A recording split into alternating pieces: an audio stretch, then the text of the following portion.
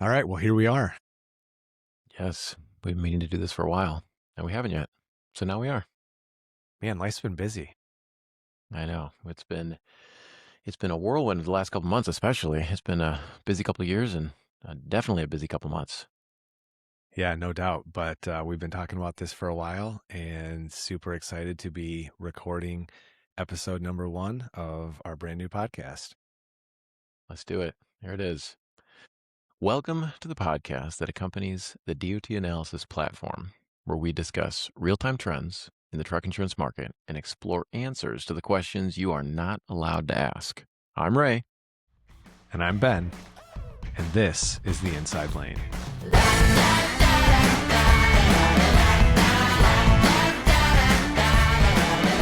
We've been having people mention a story that we had told back a couple months ago when we were down in Orlando at MCIF on Yeah, stage about the inception of DOT analysis and how it came about. So, what better thing to talk about in our first podcast episode than the retelling of at least a little piece of that story, right? yeah, the origin story. Yeah, the origin story. So it is kind of fun. It is, yeah. It's great to think back. And it sets such good context. Stories do that, they set context. And what we're doing is so exciting and so interesting. And yet, what we've identified, what our users have identified, and we use this term all the time, is how iterative things are, how iterative life is. Yeah. You get to somewhere by just iterating and building gradually on what you had before. And so, anybody that jumps into the middle of something, that feels like the beginning to them. And especially starting out in this podcast, I think it really would help a lot to tell the story, catch all of our listeners up on what's been happening, how we got to where we did, and set the stage for where we're going in the days and years ahead. Yeah, absolutely. And a lot of that hinges on um, what a lot of what DOT analysis is built on, and that is curiosity.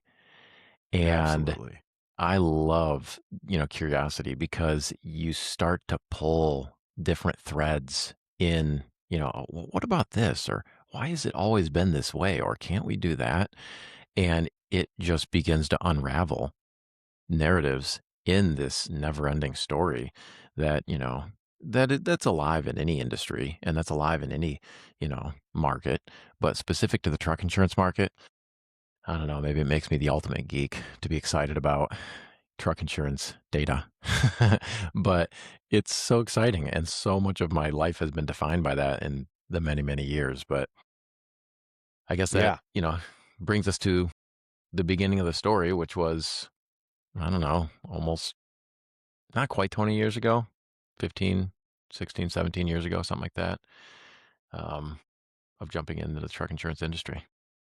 Yeah. I mean, curiosity was really the beginning of our story. And if we skip some of the boring details of the industry backgrounds, I mean, there's a whole bunch of stuff going on with the FMCSA back in the early 2000s and the inception of digitizing data and creating a database to be able to look that stuff up. And I guess Mhm. that's really where the inception of a lot of the data that underlies what we're doing and the ultimate start to some of that. But our curiosity with that, and yours specifically, related to what could be done with that data in the late 2010s, early teens. Yep, yep. Yeah, a lot of it began with people asking that were I've been in technology for my whole career and a lot of it in the truck insurance world. And it really began with people, coming up with hypotheses or questions. And they would say, well, shouldn't we be able to look at industry data and validate if this is real? And my favorite would be when, a marketing person from an insurance company would, come to a specific team and say, well, we're growing big in this state, or this is happening. And they would come back and they would, say to me, um, well, they said they're growing by 50% in the state of, Idaho or Illinois or whatever, right? Can Hmm. you, can you figure that out if that's actually true? And my first assumption was always, well, guys, they're telling us that they did that. So of course it's true. which which we discovered it wasn't always the case, which is always really fun. But being curious is a required component to that. Yeah, so quickly here, let's just tell the story of how that curiosity turned data into DOT analysis. So in the early teens, 2010, 2015 timeframe, the passing of the FAST Act and the basic scores, which the government had mandated the FMCSA to go come up with a safety mechanism by which to understand the safety profile of motor carriers on the road, really designed for the public, right? Yep. Yep. Which a lot of people don't even realize that that was the case. They're so entrenched and ingrained in the underwriting and the insurance landscape that oftentimes it's just easy to associate them with that, but that actually wasn't the origin of the basic scores. And they became so detrimental to the trucking companies themselves that the government finally decided we're not actually going to publicly post these scores anymore. But the insurance companies and the underwriting teams had become so reliant on them that they scrambled to figure out how they were going to Right. basically reconstitute or recalculate those scores so they could continue to use them on the way that they had become dependent on them. But I think it was that event really for our team that sparked this curiosity, like you mentioned, that led us to thinking, why is it that the insurance industry has become so dependent on something that they didn't create or really even come up with? I mean, wasn't that a key Yeah. moment? Yeah, that really was. That was very key. And another piece of curiosity that was sparked in that is, um, you know, if this is so important to them, is this the only is this the only thing that you can discover inside this data? But that was kind of the next, we talk about iteration and everything we do is iterative because that wasn't the first assumption. It was the next iteration that came where we started to unpack the safety picture of a motor carrier with the data, just like the government was doing. And then, we're sitting in a room one time and we thought, we were looking around at each other and the question was, wait a minute, look at all the other patterns that are in this data. There is so much more about the Right. industry at large that you can pull out of this data. Um, Well, I maybe we think, should maybe we should be asking some different questions of that data. right. And I think the realization we made was the FMCSA had this safety mandate. So they had gone to this huge database and asked it a safety question. They got this safety answer. But we realized just because they asked a safety question doesn't mean that's the only questions we should be asking, like you alluded to. So we started exploring what is the range of questions we could be asking and that this data could be answering for us. And Yep.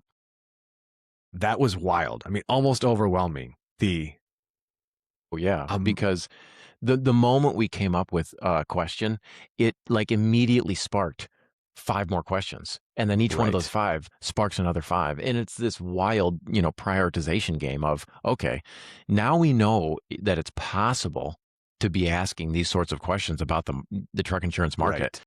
How do we go and prioritize which ones are the most important? And then you have, people in your ear from all sorts of different perspective of this is the most important, then this is the most important. And you got to prioritize that and figure that out. That was exciting to be able to do Yeah. that. And so our starting point was identifying what are those questions that actually matter to insurance professionals that we Yeah. should be focusing on in the data.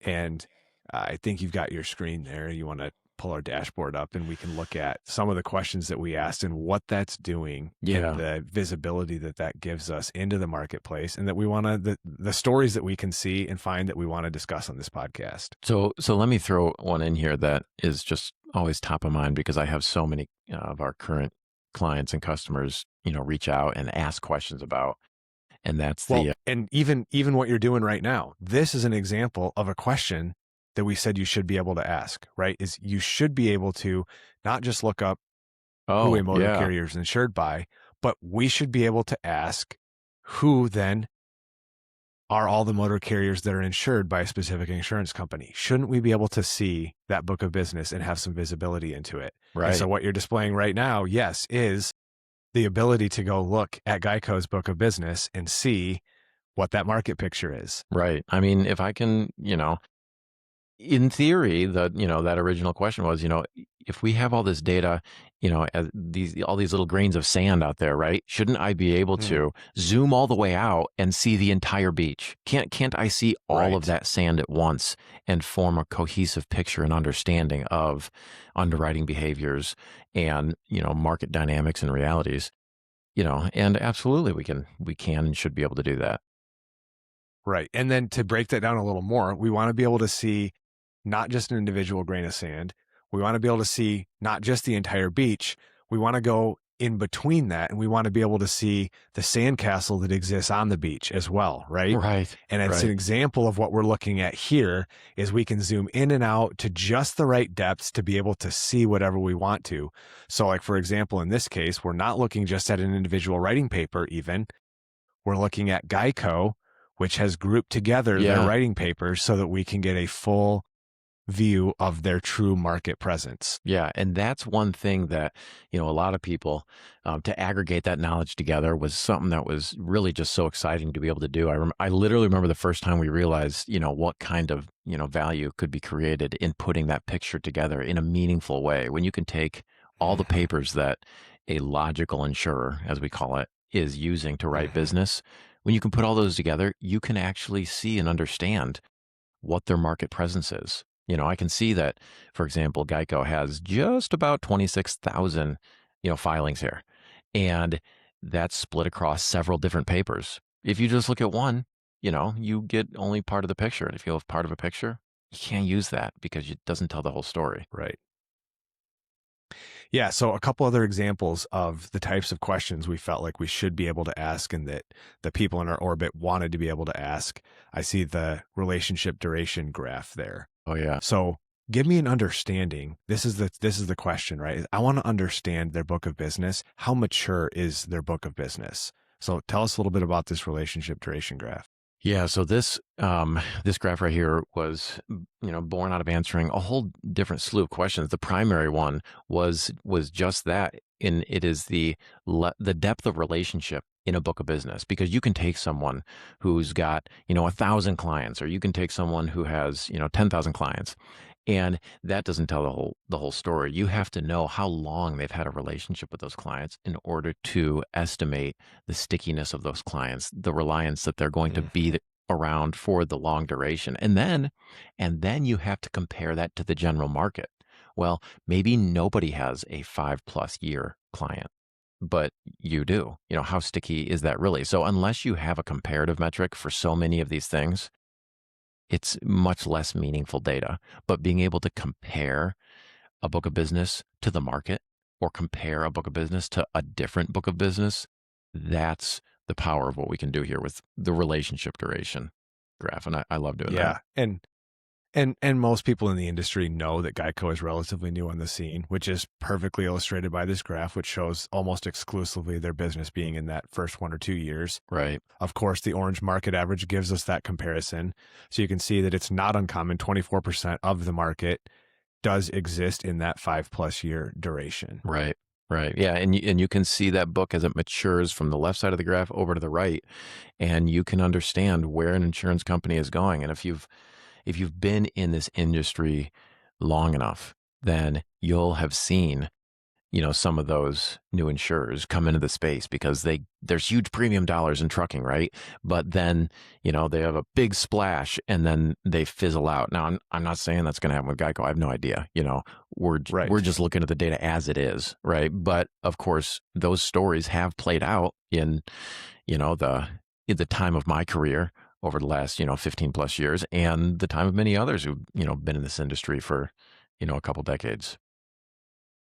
Yeah. So we're obviously not going to get into the policy level data here, but just to point out, we do have the individual grains of sand, and depending on how people are using this, we've got the ability to go into the underlying policies that are in each of those categories, which that's a discussion for another day, but a very interesting way to unpack these. Now, to get into a little bit of the nuance of the types of questions we're asking, let's compare right next to the relationship duration graph is the renewal rate. Oh, So yeah.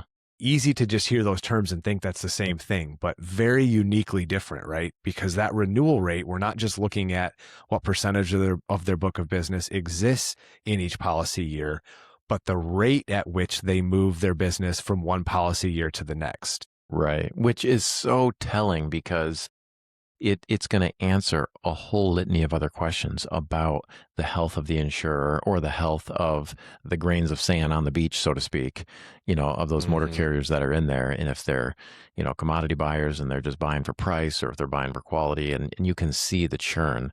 And in this case, Geico is, I think it's surprising a lot of people, and they're actually renewing better than the market average at both the first year and the second renewal, which is the bulk of their book. So they're doing decent in that regard. They are, yeah. But because we can see that relationship duration graph, we see how much of that is in the first year. Even renewing at a 47% rate Right. still means that a huge number of policies are leaving Geico Yeah. if that trend holds. So it's Right. still just interesting data to use however you want to unpack it and utilize it. Right. Yeah, that's very true. And in order to sustain that, they got to keep their new business game going because statistically speaking, if only 47% are renewing on the first renewal, that means 53% are gone, and you got to backfill that. So there's a lot of new business growth that's got to continue on Geico's end. Yeah, so let's use that actually and just unpack the menu here and the new business specifically, because we've had conversations with so many of our customers here recently. And one of them is the amount of work that it creates without a tool like this to generate a dashboard like this, but how significant it is to have an instantaneously updating dashboard Yeah. with the depth of menus that we have to be able to contrast different market segments, or to be able to update date ranges and get an immediate comparison, because that's what really brings a story to light. Right. Yeah. Yeah. It definitely does. So, what do you want me to change on the filters here to illustrate that the best? Well, you mentioned new business, so we have the ability to break out new versus renewal business. So Yep. let's look at Geico's new business picture specifically. Oh yeah, this does get really All right. interesting. So we need to point out here, we're looking at a date range. So by default here, we're comparing now to a year ago. So we look at the trailing 12-month time period. We can see the trend data over that time period, which is interesting, but it's a snapshot. It's one picture. And like I said, I was talking to a customer just a few days ago who's actually felt a little bad. We were looking at this dashboard and he said, man, I just wasted a week of my life because I tried to create what you're showing me. It took me a week to generate what we're looking at right here with the click of a Right. button. But it really is powerful to be able to do that. So take this snapshot we're looking at now compared to a year ago. We can see not only on the overall policies, but on the map where they're growing and where they're declining. Now we're looking at specifically new business. So we could see that was a little different than their overall book, which was pretty much exclusively green. But if we adjust the date range, that's where we can really start to zero in on the trend that's developing. So let's do that. Why don't you just play around and tighten up the date range a little bit and look at how this trend is developing. So first of all, read off the stats we've got here Yes. for the now compared So to a I year got ago. so I'm looking at Geico now, and they're down by 3% compared to the year ago. Just talking about new business. Okay, so I'm going to change that from And overall book. yes, and overall bucks. I'm looking at all fleet sizes in all states, just new business. So they got, call it 17,000 policies that are new business between now and a year ago. So I'm going to cut that in half, and they're down. So they're down by 3% in the last year. Let's just look at the last 6 months, and this updates. And look at this trend. This is so fascinating because I cut that in half. They're not down 3%. They're actually down 14% in their new business growth over the past 6 months. Now, And for those of us who aren't on the video or just listening, the map is turning substantially more red, meaning a lot more states are red and showing Yeah. declines over the last 6 months. which is interesting because you can start to see where they're reeling in their new business appetite. And it's amazing to see that visually played out. I love being able to do that.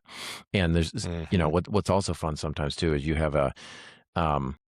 you'll have a insurer that you're working with, and you kind of know some of the lay of the land internally with the underwriters. And I love when I can see the personality of an underwriter displayed on the map. with the color, whether it's their states are green or their states are red. It's so fascinating. So Geico, I'm looking at now versus the last 6 months. Let's get back to this. It's down by 14% in new business growth. Let's just cut that in half again, and let's look at the last 3 months. All right, so trend is holding. I'm down by 15% in total over the last 3 months. Super fascinating. And all but what, 4 states are red on the map now? Right. Yeah. So just something barely, which is Montana. I get a little bit of green because they had 8 new filings in Montana. I get Nevada, and they had a couple there. I get New Mexico, and then what's this? Vermont. They had a handful. So yeah, every other state is turning red. Fascinating. So interesting, because if we reset it back to now compared to a year ago, so just click the whole graph back to there. Yep. Just to emphasize the difference. Yeah, look how different the picture is. Right. You might make the assumption looking at that data, oh, Geico still has this insatiable appetite and they're writing everything. Well, they're still writing a decent amount of business, but being able to adjust those timeframes, we can see that there is a drastic difference. Like the trend is going way down. Well, and let's not miss this too. Because we're just looking at new business, that's even more clarifying. But if you're just looking at like number of filings, you can't see the difference between new and renewal. So when you look at both new and renewal, it looks like it's green just about everywhere. Almost the entire map is green. Right. Yeah, only a couple of states that are red as far as decline over the last year. Yeah. So having the ability to answer all of those natural questions that come out when you're unpacking a specific market story with someone's book of business it's always exciting because it's like you're reverse engineering, what's happening in real time. Yeah.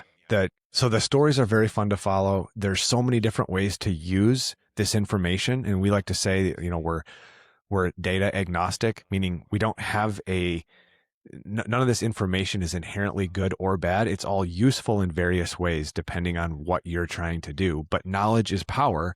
And the more that you know, the more that you're able to operate out of a place where you're making strategic decisions and not just subject to the whims of whatever story you're being told, right? Right. And so that's what we want to do, is be able to present the data, the facts, what's visible, what we can actually see, and then you can determine how you want to use that data and how it's going to be meaningful in your business or in your weekly plan that you're making.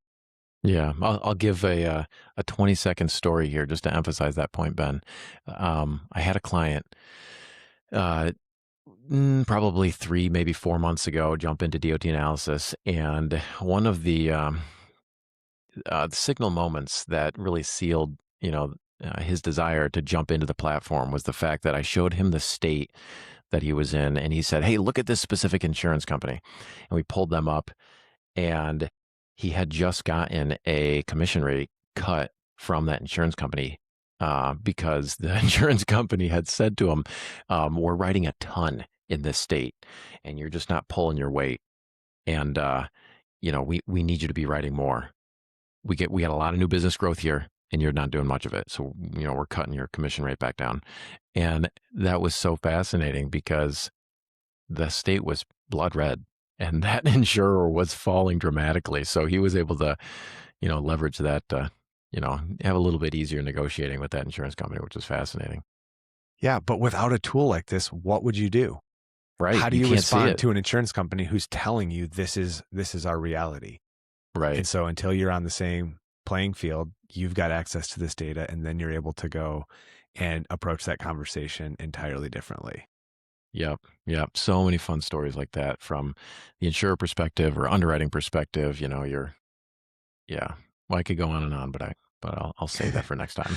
Well, we're looking forward to unpacking a lot of interesting stories. We love your feedback too. Let us know what stories, what insurance companies that you'd like to hear about, or interesting things you see happening. But we'll be following trends here and tracking progress and development on those things, as well as uncovering unique and developing stories and bringing those to light, and just in general unpacking things that are interesting to insurance professionals and yeah, hopefully being a platform of completely unique content for the industry. All right. Well, until next time, we'll see you guys later. La, la.